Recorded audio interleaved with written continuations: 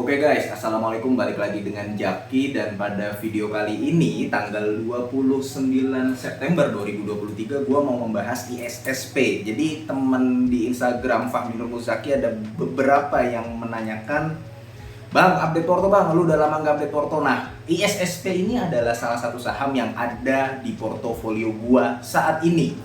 Jadi kita bahas ya guys, gua sorry ngelihatnya ke kamera kadang kemudian ke laptop. Jadi gini guys, ISSP lu bisa lihat di sini atau di sini ya.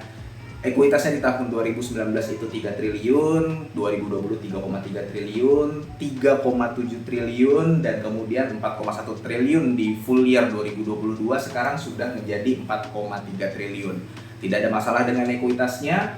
Pendapatannya pun ya di tahun 2019 4,8, 3,7 triliun di tahun 2020 karena memang terpukul. ISSP ini adalah perusahaan yang dia beli baja, kemudian dia memproduksi baja menjadi baja hitam, baja spiral, baja pipa air gitu ya, pipa air dan sebagainya. Dia banyak segmennya, penjualannya itu ada banyak, dan walaupun dia bisnisnya spesifik membuat pipa besi gitu ya, baja, tapi pasarnya sebenarnya masih luas.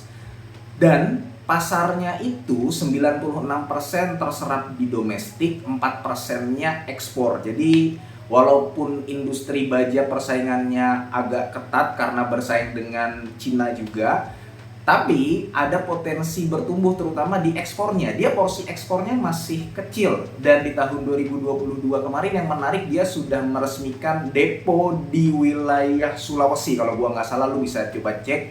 Yang artinya ISSP ini makin mudah mendistribusikan produk-produknya ke wilayah Indonesia Tengah dan wilayah Indonesia Timur. Nah, kenapa gua beli ISSP?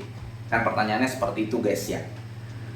Gue suka dengan saham yang seperti ini. Dia market cap-nya kecil, hutangnya kalau kita lihat nih guys ya, di indikator debt to equity ratio yang tadinya di tahun 2019 itu 100%, dia turun terus, sekarang menjadi 71%. Nah, ini lu bisa lihat guys, dia memang naik perlahan.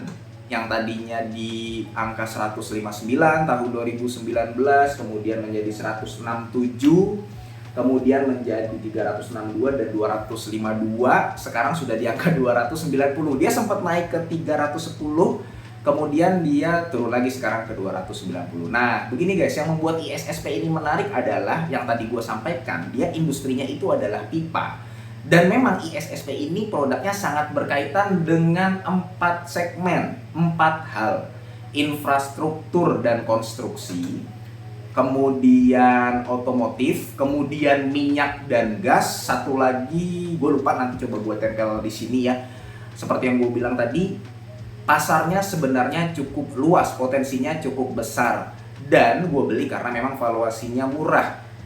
Ekuitasnya 4,3 triliun, market cap-nya itu hanya 2 triliun sekian. Jadi ya itu, PBV-nya saat ini masih 0,48 dan PER-nya masih di angka 5,1. Nah, yang menarik dari ISSP ini adalah begini guys, kan ada pertanyaan ya, Bang, tapi kalau lu lihat PBV-nya bang, dia ini bang, dari tahun 2019 itu 0,3, 0,36, 0,69, sempat tinggi di tahun 2021 dan sekarang 0,48. Jadi PBV-nya di situ-situ aja bang gitu. Nah, inget nggak saham auto? Saham auto itu dulu PBV-nya selalu di bawah 1 guys. Kemudian tiba-tiba dia harga sahamnya meningkat, PBV-nya lebih dari 1 saat ini, dan dia naiknya tinggi sekali. Kenapa seperti itu guys? Lu bisa lihat di sini guys. Waktu di tahun 2019 ROE dia itu hanya 5%. Sebenarnya 5% itu nggak jelek, tapi sebenarnya tidak menarik juga. Jadi bukan hal yang istimewa gitu loh. Di tahun 2020 sama, ROE-nya masih 5%. Tahun 2021 sempat 12%.